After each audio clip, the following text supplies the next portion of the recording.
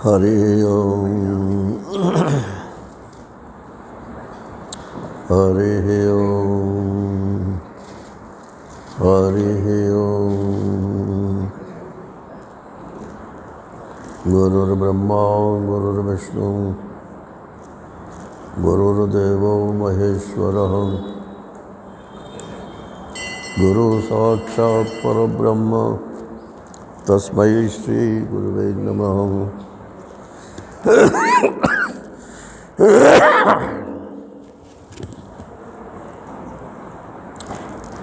शंकरं शंकराचार्यं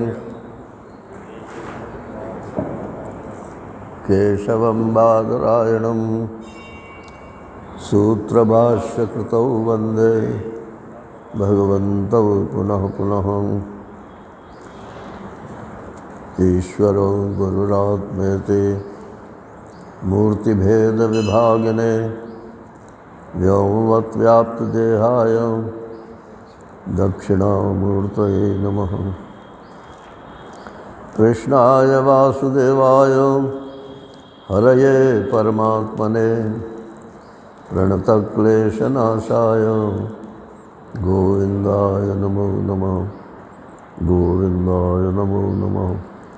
हरि ओम। नारायण नारायण नारायण नारायण।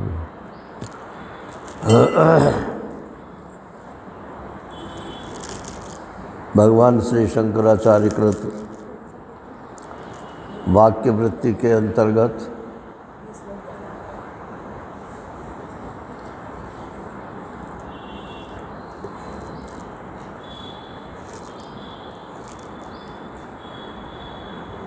ग्यारहवां श्लोक हुआ था।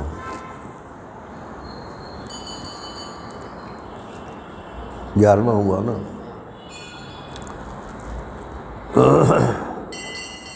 शिष्य ने पूछा, गुरुवर मैं तो शब्दों का अर्थ ही नहीं जानता हूँ, तो वाक्य का अर्थ कैसे समझूंगा? जीव ब्रह्म है, ये वाक्य है, और मैं तो जीव ही नहीं जानता किसे कहता हूँ। ब्रह्म किसे कहते हैं मैं ये भी नहीं जानता हूँ, तो फिर जीव ब्रह्म है ये कैसे जानूँगा? तो गुरुजी ने कहा कि भाई जो तुम पूछ रहे हो ना, पूछने वाला ही जीव है। ये जो तुम्हारा मैं है यही जीव है। अभी मैं बहुत मोटे तौर से बोल रहा हूँ, यही जीव है। तो बोले ये ब्रह्म कैसे हो सकता है? ब्रह्म तो सुप्रीम पावर को बोलते हैं जिससे ये सारी सृष्टि निकलती है। जो इसका पालन करता है, संहार करता है, उसको ब्रह्म बोलते हैं। तो ये मैं छोटा सा पूछने वाला जीव, ये भला ब्रह्म कैसे हो सकता है?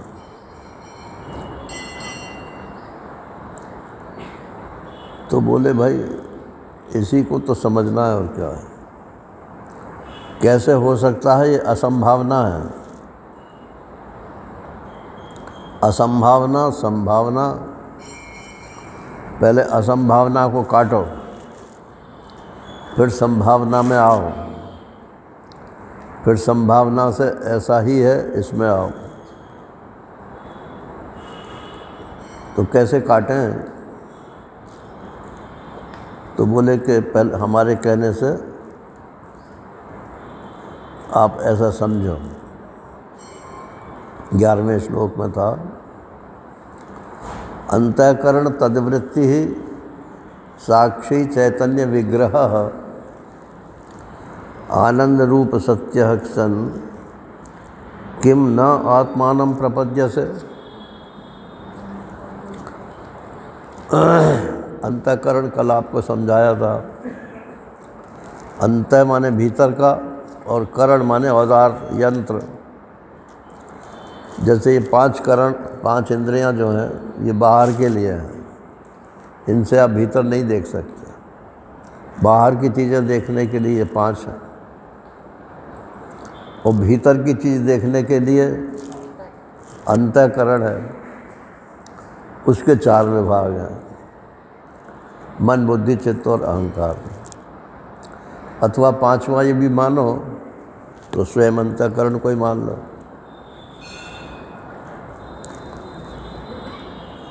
तो अंतःकरण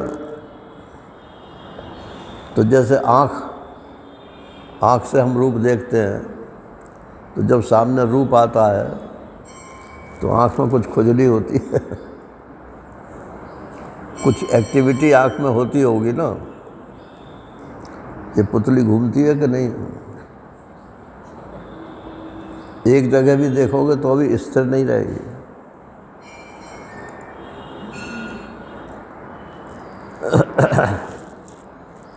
एक्शन जो है इसी में सारा सब कुछ है। अगर स्थिर हो जाए तो मरे हुए की आंख जो है स्थिर हो जाती है। जब आदमी मरता है ना, देखते हैं पुतली देखते हैं उसको, इसकी अब नहीं चल रही, मर गया। तो ये प्राण का देवता कहना रहा है। तो इंद्रियों में जो एक्टिविटी है वो प्राण के कारण है, और उसी प्राण के कारण अंतःकरण में भी एक्टिविटी है। भीतर मन बुद्धि चित्त अहंकार में भी एक्टिविटी है।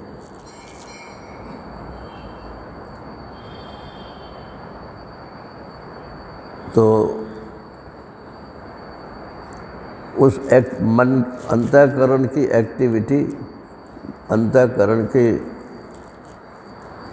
क्या कहना चाहिए, एक्टिविटी को क्या बोलूं ना, अंतःकरण की जो क्रिया है, व्यापार है, व्यापार ठीक शब्द है, हलचल, ये व्यापार शब्द ठीक है। अंतःकरण का जो व्यापार है उसको वृत्ति बोलते, वृत्ति। तो एक मन की वृत्ति है, एक बुद्धि की वृत्ति है, एक चित्त की वृत्ति है, एक अहंकार की वृत्ति है, माने क्रिया, इनकी क्रियाएं हैं। तो अंतःकरण तद वृत्ति, अंतःकरण और उसकी वृत्ति, और उसको जानने वाला साक्षी। कौन जानता है? यहाँ सीधा साक्षी बोल दिया है क्योंकि अभी प्रक्रिया शुरू नहीं हुई है, इसलिए। तो जो भी जानता है उसी का नाम साक्षी रख लो। साक्षी माने जानने वाला। अब इसमें से वालापन निकल जाएगा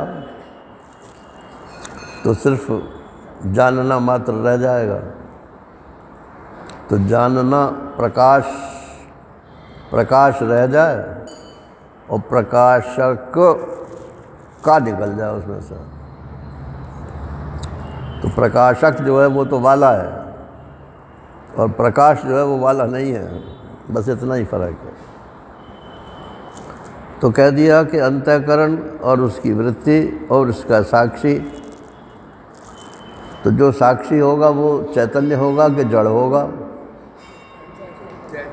चैतन्य ही होगा, ज्ञान स्वरूप होगा। अच्छा, थोड़ा उसमें चैतन्य होगा और थोड़ा कुछ अचैतन्य होगा। तो चैतन्य विग्रह, उसका विग्रह शरीर जो है वो चैतन्य ही है, साक्षी का। आनंद रूप, वो साक्षी आनंद रूप है। आनंद का मोटा मोटी अर्थ सुख ही समझ लो आप। आनंद और सुख जो है पर्यायवाची माने जाते हैं लोक में, लेकिन दर्शन शास्त्र में पर्यायवाची नहीं है। सुख जो है वो वृत्तिजन्य है, और आनंद जो है वो बिना वृत्ति के ही होता है। स्वामी महेशानंद जी महाराज कहते हैं कि कोई आदमी बैठा हुआ था बड़े आनंद से, कुछ कर नहीं रहा था, चुपचाप बैठा था। उसकी पत्नी आई, कैसे चुप हो? अरे हम चुप भी नहीं बैठ सकते, कैसे चुप हो? नहीं, कुछ तो बोलो भाई। मतलब बिना बोले, बिना क्रिया किए हुए कुछ सुख है ही नहीं उनके दृष्टि से। तो बिना कुछ किए हुए जो सुख है उसी को आनंद बोलते हैं। अब जिन लोगों को पेंशन मिलती है वो बिना किए हुए की मिल रही है, काहे की मिल रही है? अरे कभी किया था वो अलग बात रही, अब तो कुछ नहीं कर रहे ना, फालतू के पैसे उठा रहे हैं। नारायण। इसीलिए ये हल्ला मच रहा है कि हम तो कि पुरानी पेंशन चाहिए, हमको पुरानी पेंशन चाहिए। माने कुछ काम, और इन्होंने क्या NOP लगा रखी है, वो न्यू पेंशन स्कीम जो है NPS, उसमें जितना आपका कटेगा उतना मिल जाएगा। वो बोले वो नहीं चाहिए हमें, फालतू का चाहिए।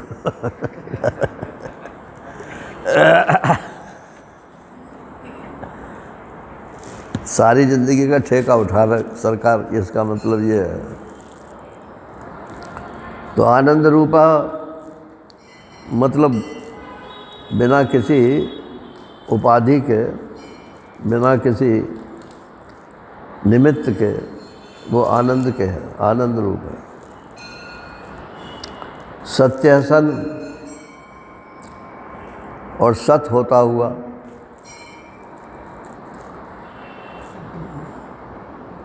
मतलब सत भी है, कभी मरता भी नहीं, और साक्षी चैतन्य है, इसलिए ज्ञान स्वरूप भी है, और आनंद भी है, भले ही कुछ बिना किए हुए का ही आनंद है। नारायण आनंद स्वरूप भी है। तो जो सच्चिदानंद है नारायण,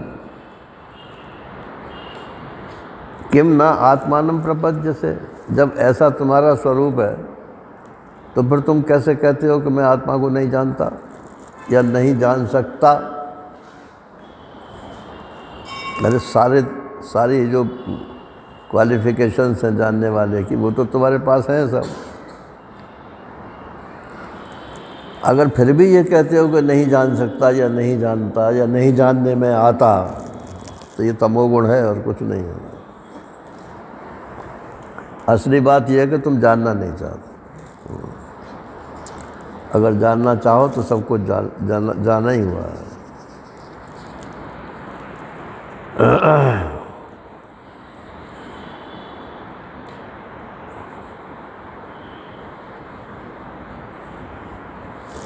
अच्छा, तो ये सब होते हुए फिर क्यों नहीं जान पाते हैं? इसको अगले श्लोक में बताते हैं। यहाँ तक तो कल हो गया था। सत्यानंद स्वरूपम धी साक्षिणम बोध विग्रहम चिंतया आत्मतया नित्यम त्यक्त्वा देहादिगाम धियम।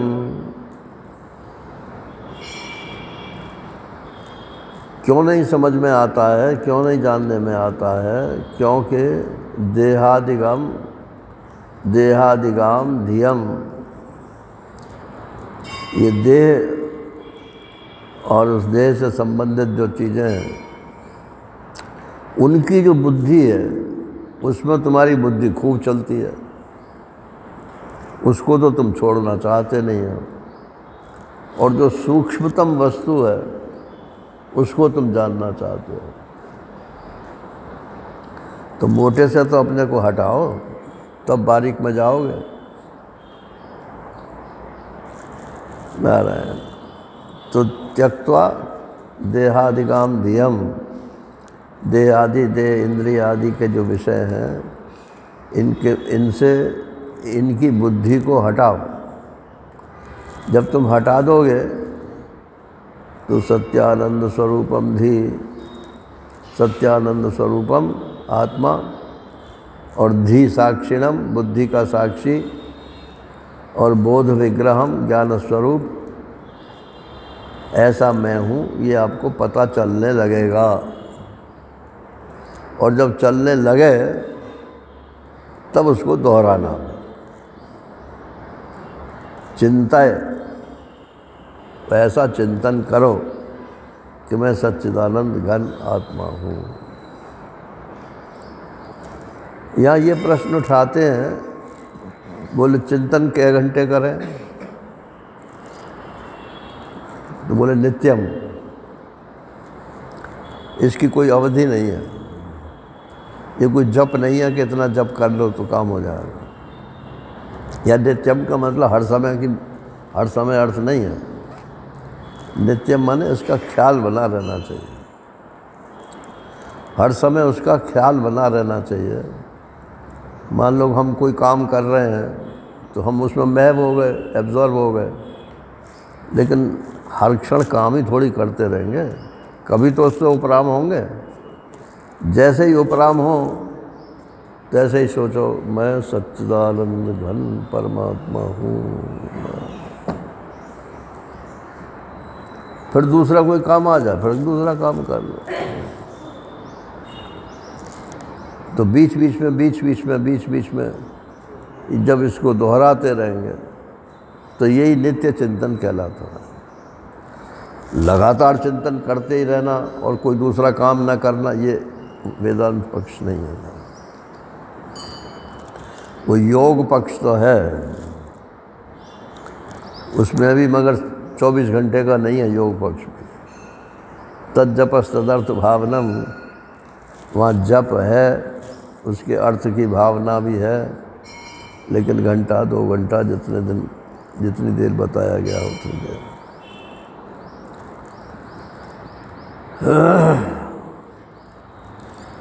अब कहते हैं ये तो इस बात का जवाब दिया कि मैं तो जीव को ही नहीं जानता हूँ, परमात्मा को ही नहीं जानता हूँ, तो कैसे मुझे ज्ञान होगा?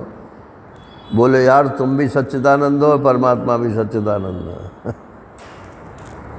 तो अपने सगे संबंधी को भी तुम नहीं जानते हो।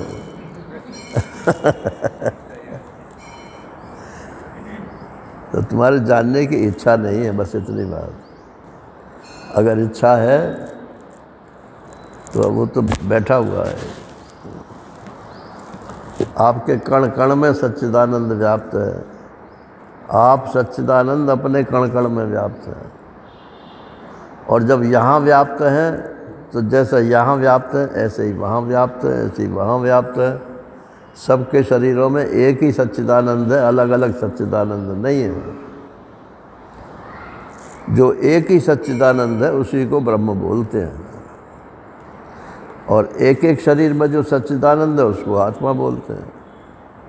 ये शब्द का फेर है, वस्तु का फेर नहीं है। जैसे इस हॉल में जो आकाश है, इस आकाश का नाम है हॉल आकाश, और बाहर जो आकाश है उसका नाम है महाकाश। तो ये आकाश एक ही है कि दो है? एक ही है। तो फर्क किस बात का है? बाउंड्रीज का।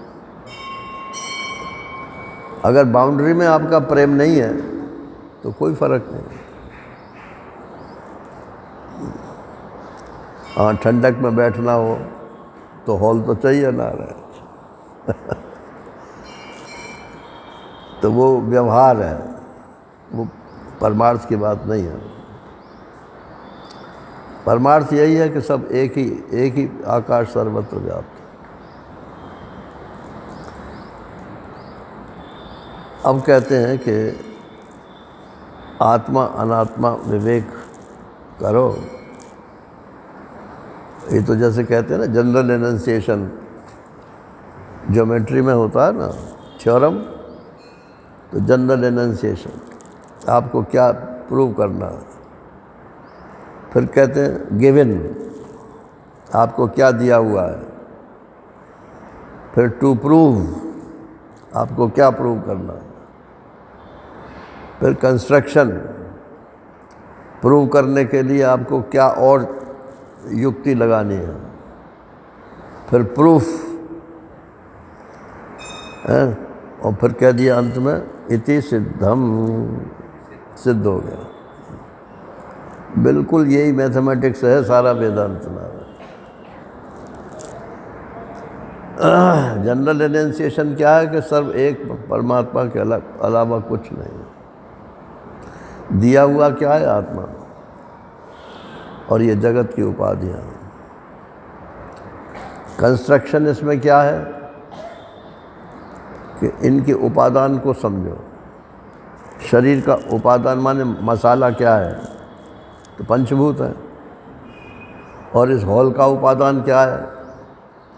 ये भी पंचभूत है। इसमें अर्थ पृथ्वी की प्रधानता है, और इसमें काय की प्रधानता है। इसमें तो पांचों तत्वों की प्रधानता है।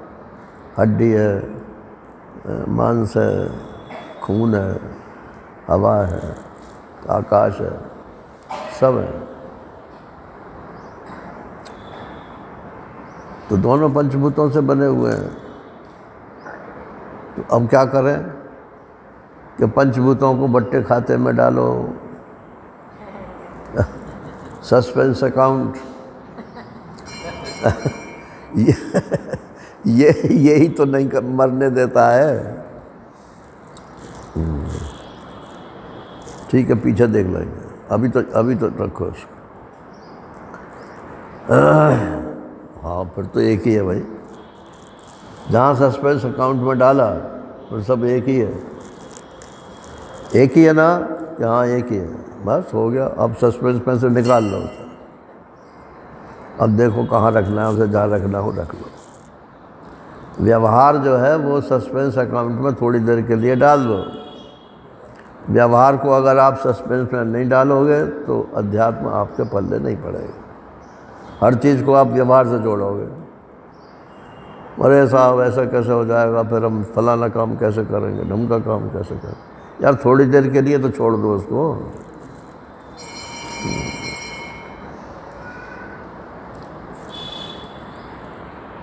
तो दृष्टा दृश्य विवेक यहाँ से प्रारंभ करते हैं। ये इसमें दृष्टा दृश्य विवेक है। इसमें दो पुस्तकें हैं। एक तो वाक्य वृत्ति है और एक लघु वाक्य वृत्ति है।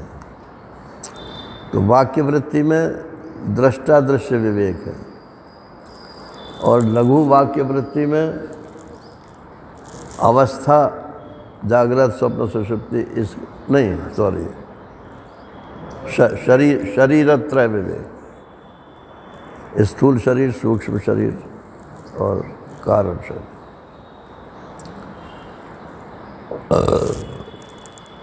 और फिर और भी है प्रक्रिया, तो और भी है। तो दृष्टा दृश्य तो आपको हर एक में लगेगा ही लगेगा, इसलिए यही मुख्य प्रक्रिया है।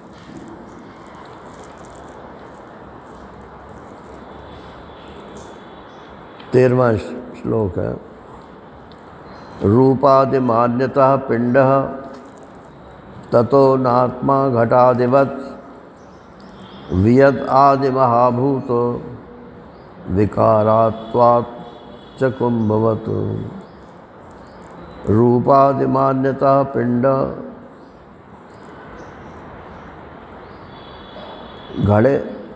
घड़ा पिंड जैसे शरीर है ऐसे ही घड़ा है। भाई घड़े से क्यों सब जगह घड़ा की उपाधि देते हैं, वो मिसाल देते हैं। एक हमारे जज स्वामी थे आश्रम में, वो सुप्रीम कोर्ट में जज थे पहले, तो नहीं हाई कोर्ट में जज थे, वहाँ से रिटायर हुए दिल्ली हाई कोर्ट में। तो नाम तो था उनका विपिन चंद्रानंद, विपिन चंद्र नाम था, लेकिन जब महात्मा हो गए तो विपिन चंद्रानंद नाम हुआ उनको, क्योंकि पेंशन मिलती थी उनको, तो नाम पूरा नहीं बदलते, तो विपिन चंद्रानंद हो गए। तो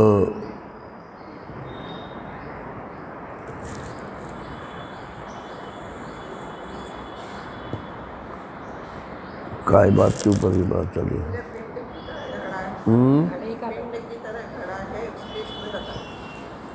पिंड की तरह घड़े की उपमा दी है, उसमें ही बताया था जैसा। चलो फिर याद आएगी तो बताओ।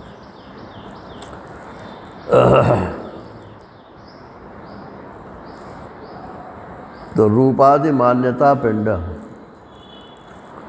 ये जो पिंड है, शरीर है, हाँ घड़ा, ये कह रहा था मैं, घड़े की उपाधि जो है, ये घड़े की मिसाल क्यों देते हैं शरीर के लिए? तो महाराज श्री ने कहा कि भाई घड़ा, घड़ा शब्द का अर्थ होता है जो घटित किया जाए, जो बनाया जाए, और शरीर भी घटित होता है, इसलिए घड़े से उपमा दे देते हैं।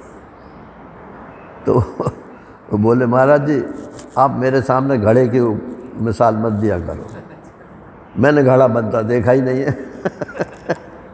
अरे नहीं देखा है तो इससे मतलब ये थोड़ा ही है मिसाल ही न दिया जाए, जाके देखे आओ। वो कुछ थोड़ा ऐसे ही थे। तो कहते हैं रूपादि मान्यता पिंड, इसमें रूप है घड़े में, और आदि रूप भी है, वजन भी है, मोटा पेट है, लंबी गर्दन है, आकाश भी है, मिट्टी है ही है, उसमें पानी भी चाहिए ही चाहिए, उसमें पांचों भूत उसमें मौजूद हैं, नाम है, रूप है। ततो आत्मा घटादिवत न, लेकिन ये आत्मा जो है ये घटादि के समान नहीं है, मतलब ये घटित नहीं होता है। क्यों नहीं होता है? कि आत्मा, ये रूप तो आँख से देखा जाता है, तो क्या आप आत्मा को आँख से देख लोगे? एक बात और समझ लीजिए आप, अगर केवल तर्क वितर्क करेंगे तो वेदांत समझ में नहीं आएगा।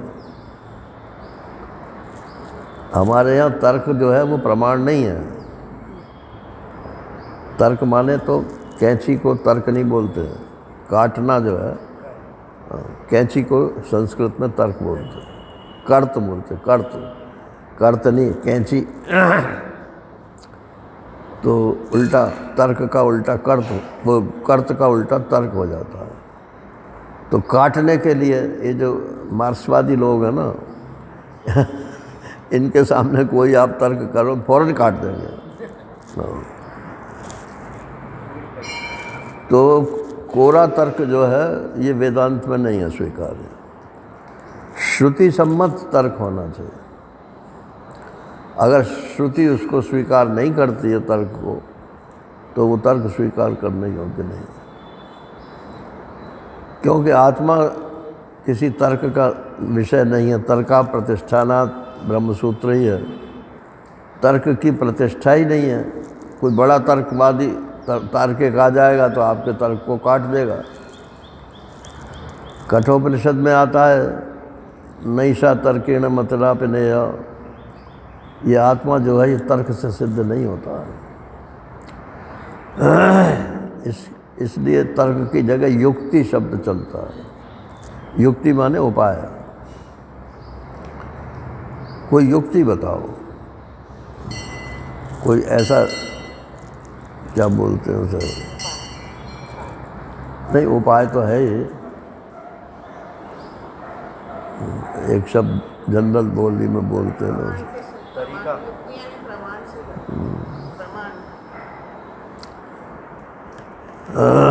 तो युक्ति चाहिए, और वो भी शास्त्रीय युक्ति चाहिए। ऐसा थोड़ी है कि शास्त्र ने कह दिया कि आत्मा ब्रह्म है तो हो गया ब्रह्म।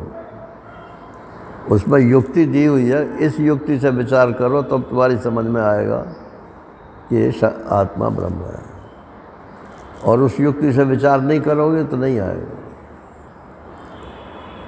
तो बोले फिर तो सब निश्चित ही हो गया, तो आगे महात्मा लोग क्या करेंगे फिर? बोले उसी युक्ति के आधार पर दूसरी युक्ति निकालो। जैसे उस युक्ति से वो सिद्ध होता था, ऐसे ही मिलती जुलती युक्ति निकालो और उससे आत्मा को सिद्ध करो, हो जाएगा। लेकिन भाई जी, प्रत्यक्ष प्रमाण से आत्मा सिद्ध नहीं हो सकता। आत्मा हमें प्रत्यक्ष बताओ, आँख से दिखाओ, तो कोई दिखाएगा नहीं, तो कहोगे आत्मा है ही नहीं। अच्छा, छू के बताओ आत्मा, बोल के बताओ आत्मा। अब बोल तो रहे हैं, फिर भी समझ में नहीं आता। आत्मा को चखोगे? बोले हाँ, एक शब्द चलता है आत्मरस।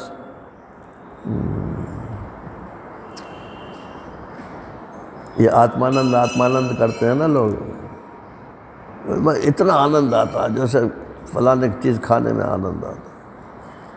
मैंने वो रस से उपमा देते हैं, रसो वैसा, ये श्रुति है। ये वो आत्मा रस स्वरूप है। तो कैसा रस स्वरूप है भाई? तो खा कर देख लो।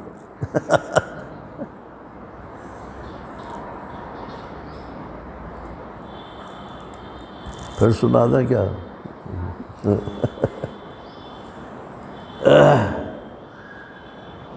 किसी गांव में किसी ने मकान में एक हांडी में अचार रख दिया और काफ़ी नीचे तक दबा दिया।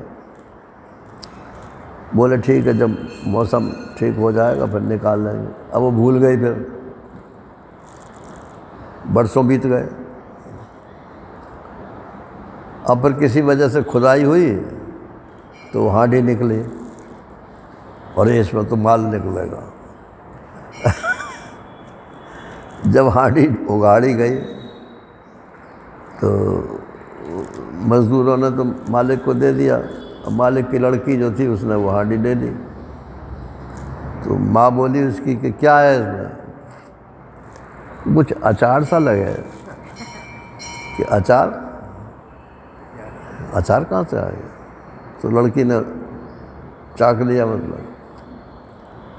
और जैसे ही उसने जीभ पर रखा वो तो जहर हो चुका था। इतने दिन तक जो उसकी जीभ जो पलट गई। अब वो बोले कुछ और निकले कुछ। तो माँ बोली कि अरे माँ, क्या वो बेटा क्या हो गया ये? कि खा के देख लो।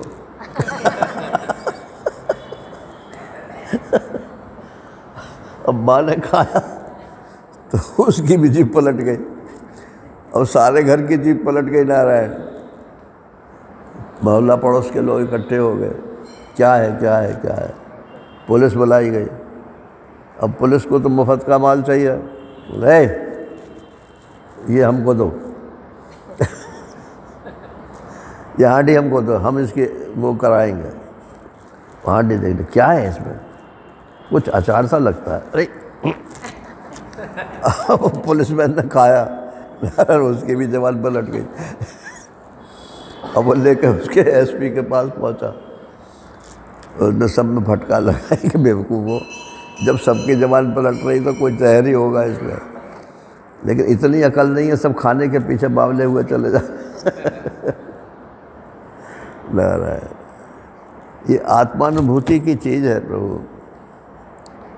चाहे जितना आप प्रवचन करो, नायम आत्मा प्रवचने न लभ्य, न मेधया न बहुना श्रुतेन, यमैवेश वृणुते तेन लभ्य, तस्यैष आत्मा विवृणुते तनुस्वा। कठोपनिषद की श्रुति है। नायात्मा प्रवचने न लभ्य, ये आत्मा बहुत प्रवचन करने से प्राप्त नहीं होता। तो वहाँ भाष्यकार ने लिख दिया कि नायमात्मा प्रवचनेन केवलेन न लभ्य। कोई प्रवचन करने में कुशल हो तो कुशलता से प्रवचन तो कर देगा वो, लेकिन आत्मा की उपलब्धि नहीं होगी। नायमात्मा प्रवचने न लभ्य न मेधया, शास्त्र रटा हुआ है तो इसके सपोर्ट में उसको दिया, उसके सपोर्ट में उसको दिया, निरे सारे श्लोक जो है दिखा दिए। न मेधया न बहुना श्रुतेन। कितने बरस से वेदांत सुन रहे हो साहब? बोले हो गए 20-25 बरस तो हो गए होंगे।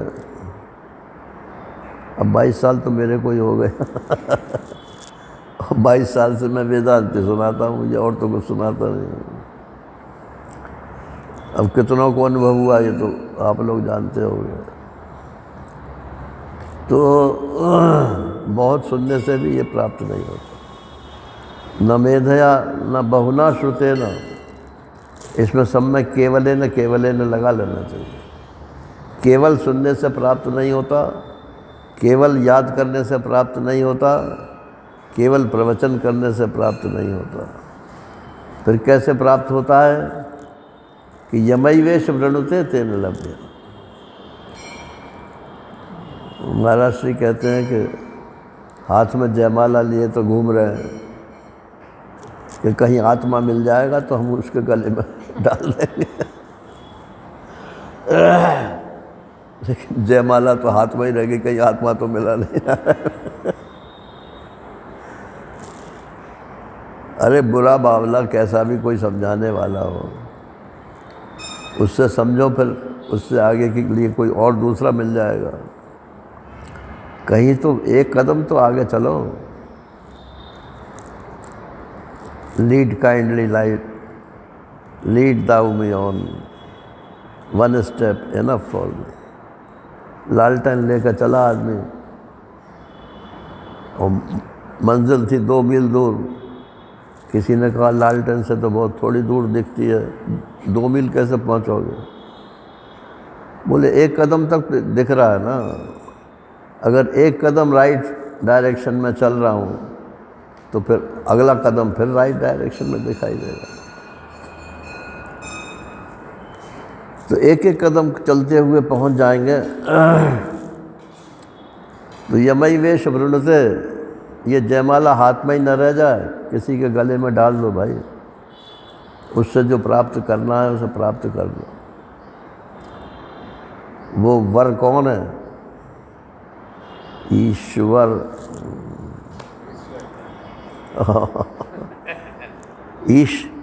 ईश तो सब जानते हैं क्योंकि सारे संसार का स्वामी है वो, लेकिन ईश्वर उसको वर्ण नहीं करते।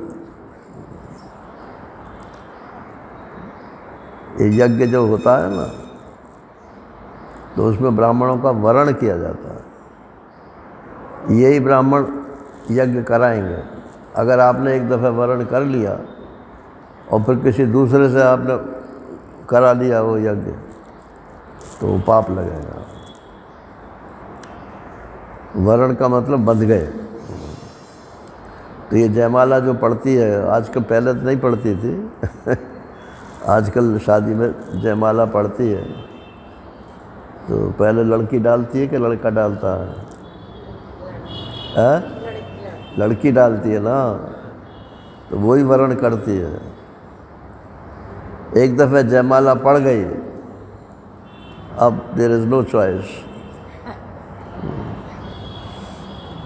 अब तो हम हो गए। तो यमैवेश वृणुते, यम माने जिसको, एश माने ये साधक, वृणुते वर्ण कर लेता है, तस्यैष आत्मा वृणुते तनुसाम, उसके लिए आत्मदेव अपना खोल देते हैं पिटारा। और जो वर्ण नहीं करता है उसके लिए नहीं खुलता है।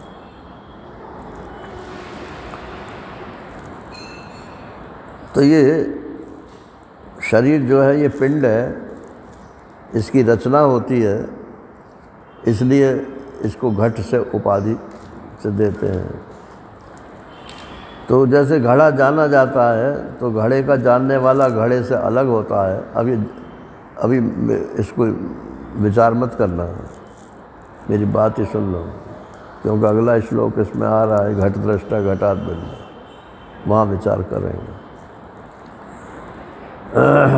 वियदादि महाभूत विकारत्वात् च कुंभवत, और आकाश, वायु और अग्नि, जल, पृथ्वी, ये सब जैसे उस कुंभ में, घड़े में है, ऐसे ही शरीर में भी पांचों भूत मौजूद हैं ना।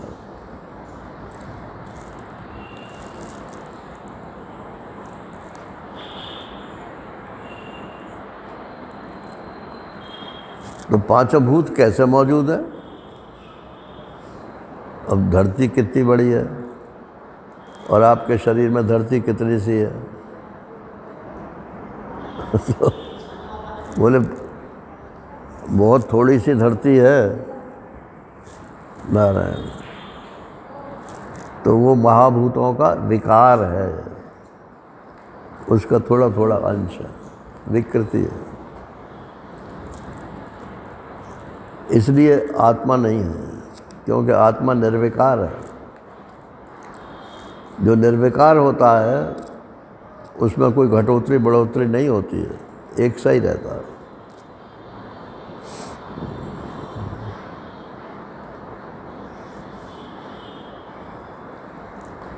अब देखो,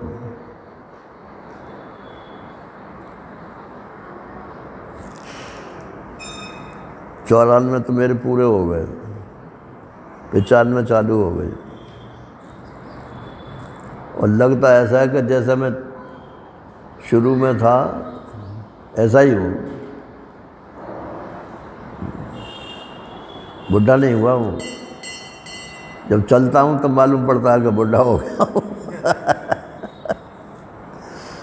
तो शरीर के धर्मों को अपने में ओट लेना, तो शरीर बुढ़ा हो गया तो मैं बुढ़ा हो गया। लेकिन अगर शरीर का धर्म ना ओटा जाए तो मालूम ही नहीं पड़ता कि मैं बुढ़ा हो गया, इतने साल का हो गया। और मेरे कोई नहीं, आप में से सबको यही अनुभव होगा, अभी तो मैं जवान हूँ।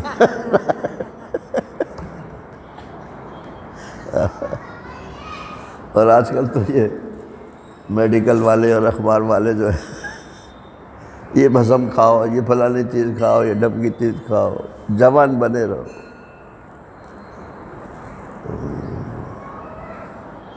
80 वर्ष के बूढ़े के 80 वर्ष के जवान केसरी जीवन खाइए।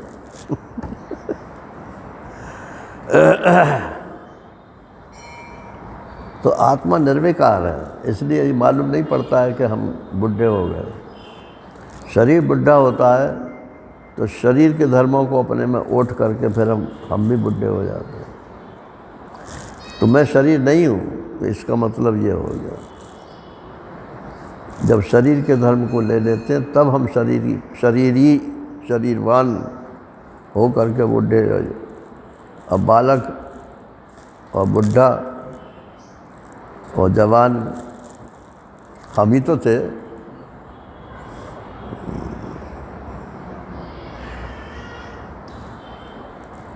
घट दृष्टा घटादि भिन्न सर्वथा न घटो यथा, देह दृष्टा तथा देहो नाहम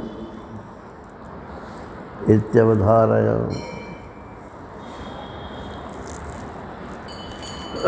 ये जरा विचार का विषय है नारायण, देखो शायद आज हो पाएगा नहीं। घट दृष्टा घटात भिन्न, घड़े को जानने वाला, देखने वाला घड़े से भिन्न होता है। सर्वथा न घटो यथा, जैसे का तैसा पूरा का पूरा घट नहीं होता। देह दृष्टा तथा इसी प्रकार से जो देह का दृष्टा है वो देह नहीं होता। देही नाहम, देहो नाहम, इसलिए मैं देह नहीं हूँ। इति अवधारय, ऐसी धारणा कर। अरे झूठ मूठ कोई मान लो भाई, आपको चाहे अनुभव हो चाहे ना हो, इसमें फ़ायदा ही है मानने में। ये मान लो कि मैं आत्मा हूँ, अरे नाम भी तो रखते हैं ना, तो अपना एक नाम आत्मा रख लो, क्या बात, कागज़ पर नहीं अपने मन में नाम रख लो कि मैं आत्मा हूँ। और फिर ये देखो कि मैं आत्मा हूँ तो मैं देह नहीं हूँ। देह मरेगा, मैं नहीं मरूँगा। देह पैदा हुआ था, मैं पैदा नहीं हुआ। देह में विकार होते हैं, होंगे, हो रहे हैं, लेकिन मैं उन सबको देख ही रहा हूँ, इसलिए मैं विकारी नहीं हूँ। इतना फ़ायदा तो मानने में ही है। और अगर वास्तविकता से हम मान जाएं कि हाँ वास्तव में मैं आत्मा ही हूँ, फिर तो कहना ही क्या है, फिर तो कागज़ दाखिल दफ्तर हो गया। अब यहाँ ये विचार करना है कि ये घट का दृष्टा घट से भिन्न कैसे होता है। मैं फूल को देख रहा हूँ तो मैं फूल से भिन्न हूँ, ये बात फ़ौरन समझ में आ जाएगी आपको। क्यों?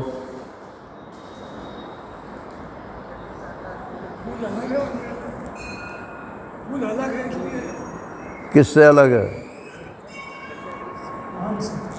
अरे आप शरीर को अपना आपा मान रहे हो और शरीर से अलग है ये फूल, इसलिए कह देते हो कि हाँ ठीक है मैं फूल नहीं हूँ। लेकिन शरीर से भी ऐसे ही कह दो, शरीर की फूल की जगह शरीर मान लो, तो मैं इससे अलग हूँ। ये तो हो समझ में ही नहीं आता, इतने दिनों से समझा रहे हैं ना। तो घट दृष्टा घटाद भिन्न, घड़े को देखने वाला घड़े से भिन्न होता है। तो यहाँ घड़ा देह से अलग है, इसलिए मैं घड़े से अलग हूँ, ये बात समझ में आ जाती है। लेकिन यदि देह ही घड़ा हो तो मैं देह से भिन्न हूँ, ये बात समझ में नहीं आती।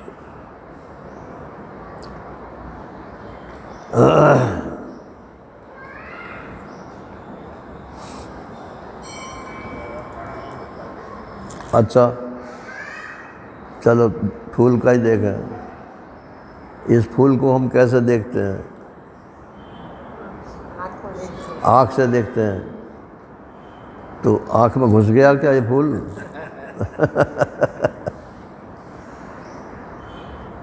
आँख में से एक रोशनी निकली, इसके चारों तरफ घूमी और फिर लौट के गई, और फिर वो रोशनी तो आँख की थी ही।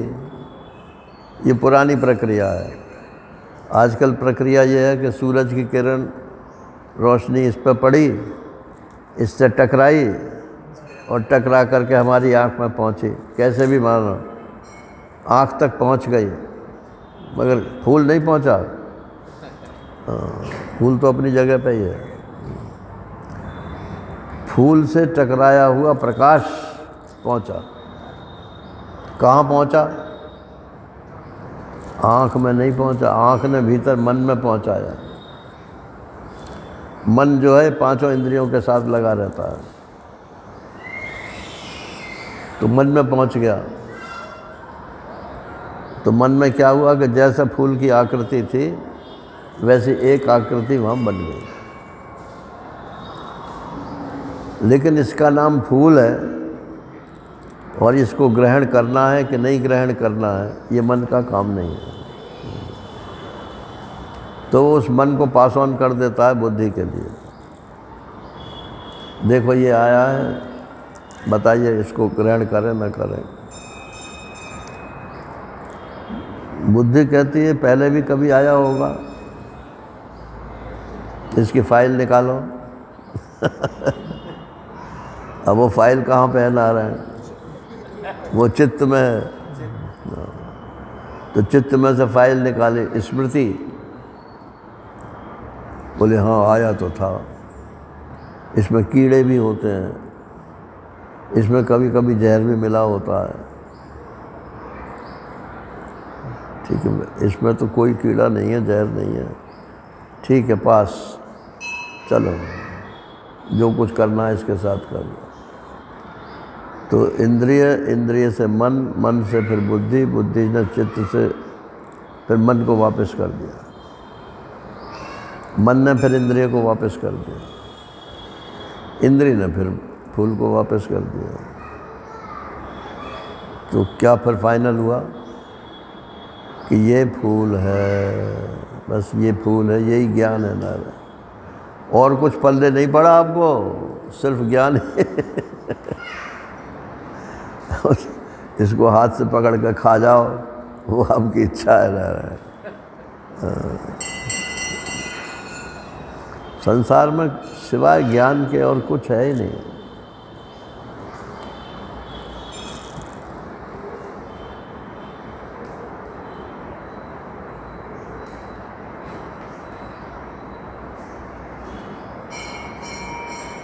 फूल कोई बताओ, फूल का रंग लाल है,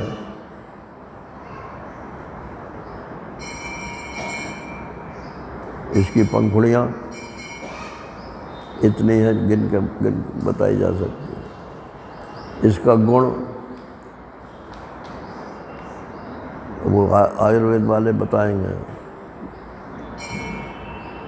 इसमें ये गुण है। उन सबको इकट्ठा कर लो आप, पांचों इंद्रियों के जो विषय हैं वो इकट्ठा कर लो, तब कहोगे कि ये गुलाब का फूल में ये 5 गुण होते हैं। अब ये किताब बन गई आप। लेकिन तत्वज्ञान का इससे कोई संबंध नहीं, वो तो बस ये फूल है, इससे इतना ही संबंध है। वो ग्रहणीय है कि त्याज्य है, इससे कोई मतलब नहीं। तो यही कहते हैं कि कल भी विषय आया था, शायद ऊपर आया था, मैंने कहा था कि चाहे ज्ञानी हो चाहे अज्ञानी हो, दोनों के व्यवहार का नियामक शास्त्र है। अज्ञानी के तो नियामक शास्त्र है, ये तो सब मानते हैं, लेकिन ज्ञानी का नियामक शास्त्र है ये नहीं मानते। अरे हमको तो ज्ञान हो गया, अब शास्त्र हमारे ऊपर क्यों शासन करेगा? फिर भी करेगा। आप यदि अशास्त्रीय कर्म करोगे तो दुख मिलेगा, और ज्ञानी होकर के यदि दुख प्राप्त होते हो तो ऐसे ज्ञान पर क्या करोगे?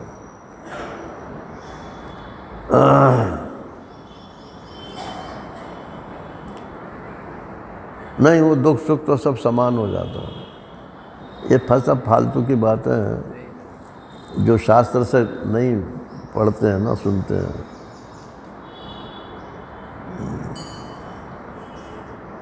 अवधूतों की मिसाल दे देते हैं।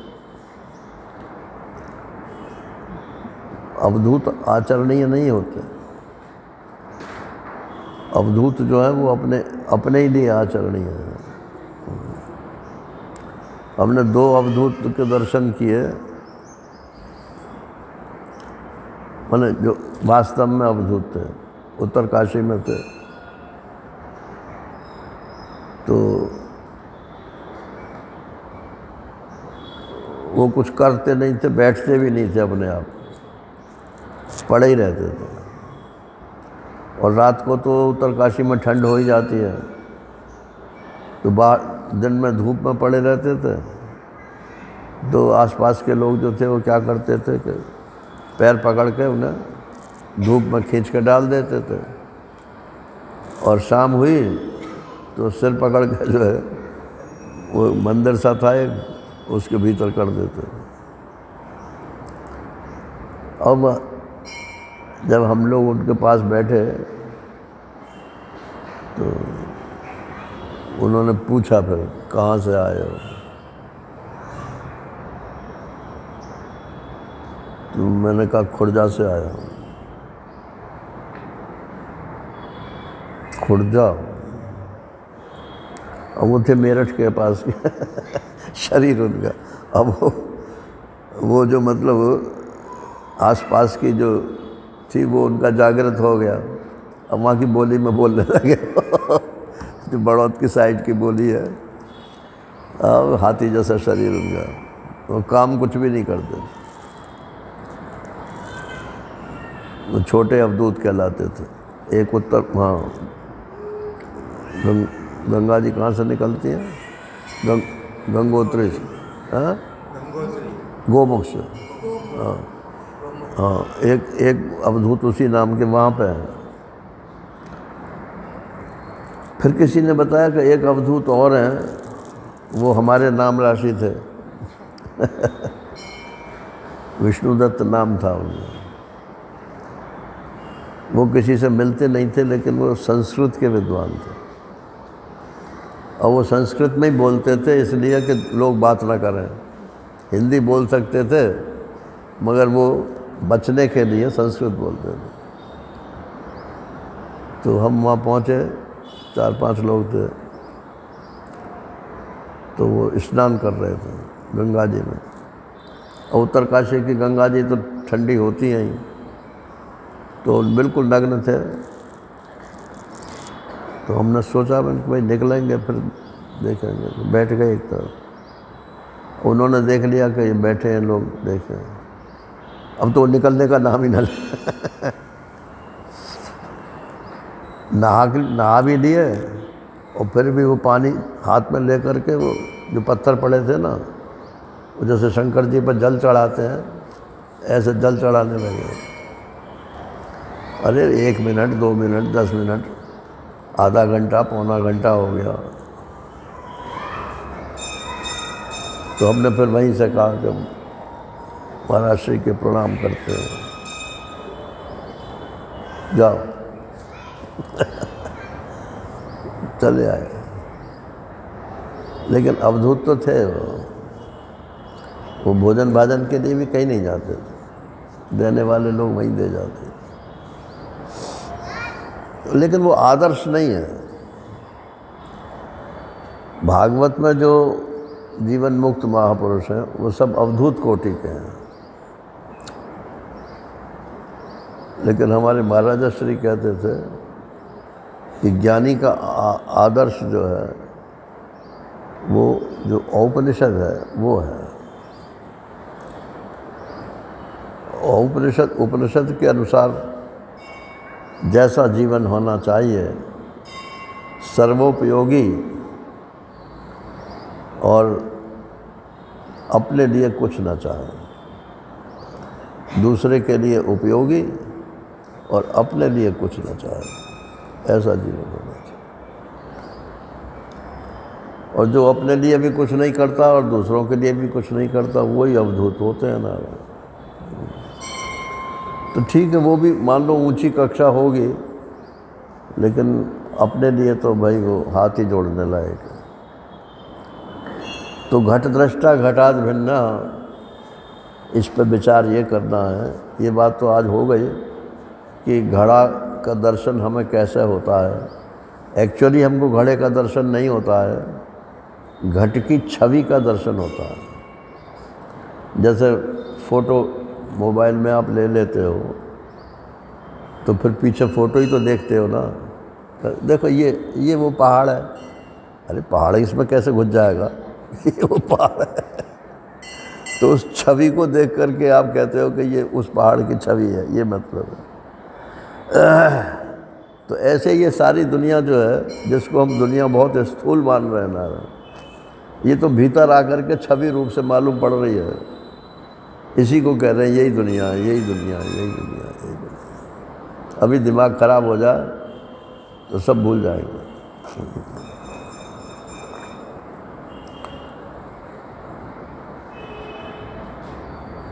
अब किसी ने कहा, बस एक बात कहकर समाप्त करता हूँ, और थोड़ा 2-3 मिनट लेट शुरू किया था मैंने।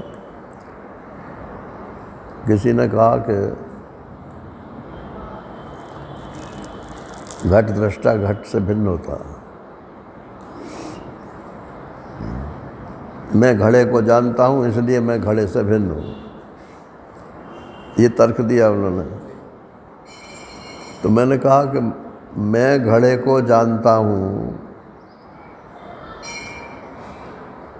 मैं वहाँ तो कह रहा है कि मैं घड़े को जानता हूँ इसलिए मैं घड़े से भिन्न हूँ। अब मैं कह रहा हूँ कि मैं घड़े को जानता हूँ, ये मेरा ज्ञान है, तो इससे मैं कैसे भिन्न हो गया?